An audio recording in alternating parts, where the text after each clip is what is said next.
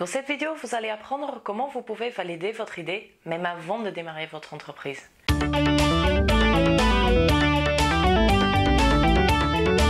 Il y a un an environ, j'avais une super idée d'entreprise en ligne. J'étais convaincue que le concept manquait sur le marché francophone et j'ai donc commencé à faire développer un logo, à créer un site, une page Facebook, un compte Twitter et à investir dans des extensions WordPress que j'avais besoin pour pouvoir mettre en place mon concept. Vous l'avez compris, j'ai passé des heures et des heures sur ce projet et du coup j'étais toute fière au moment du lancement et j'étais convaincue que ça allait marcher.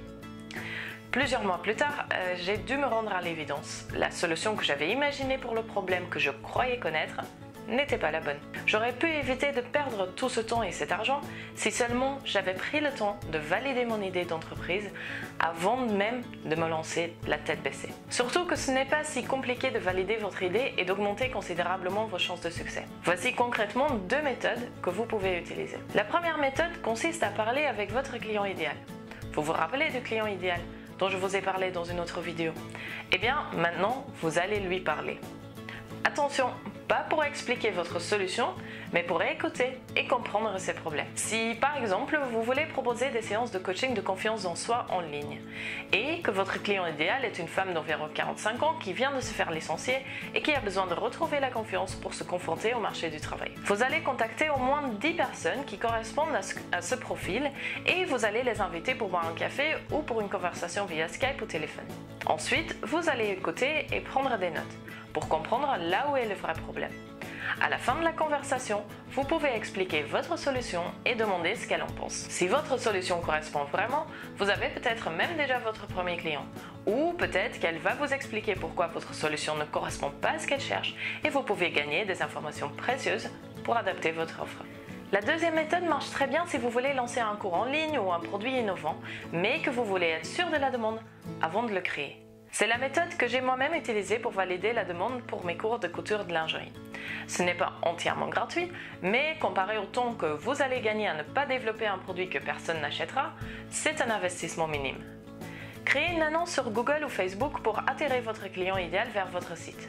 Sur le site, il y a une première page qui explique le produit avec un bouton d'achat avec le prix qui mène vers une deuxième page qui explique que le produit n'est pas encore disponible avec un formulaire où les gens intéressés peuvent laisser prénom et adresse mail. Personnellement, j'ai investi environ 50 €. J'ai analysé le nombre de personnes qui cliquaient sur l'annonce et le pourcentage qui cliquaient ensuite sur le bouton d'achat, car c'était des gens prêts à acheter mon produit et j'ai même eu des personnes qui ont laissé leurs coordonnées. Environ 6 mois plus tard, j'ai lancé mon produit et grâce à la liste des personnes qui voulaient être informées au moment du lancement, j'ai tout de suite réalisé des ventes. Donc non seulement vous validez votre idée, mais vous construisez également une liste de personnes qui veulent vraiment acheter votre produit. À vous de jouer maintenant. Choisissez une des deux méthodes et commencez à la mettre en place dès aujourd'hui. Vous allez voir que ce n'est pas forcément la chose la plus agréable à faire et que vous allez probablement pas avoir envie de le faire, car vous vous confrontez avec la réaction des autres et vous risquez d'avoir des avis négatifs sur votre idée d'entreprise ou de constater que personne ne veut acheter votre produit. Mais n'oubliez pas, même si votre idée n'est pas reçue les bras ouverts, vous n'avez pas perdu. Vous venez juste de gagner énormément de temps et de l'argent, croyez-moi, et vous avez la possibilité d'adapter votre produit ou service pour correspondre à ce que votre client idéal cherche vraiment et donc à mettre toutes les chances de votre côté pour réussir votre entreprise. Vous avez aimé cette vidéo? Partagez-la avec votre entourage et rejoignez la communauté des web entrepreneurs sur havit.fr/joindre. Un petit cadeau de bienvenue vous attend. Je vous retrouve là-bas. À très bientôt.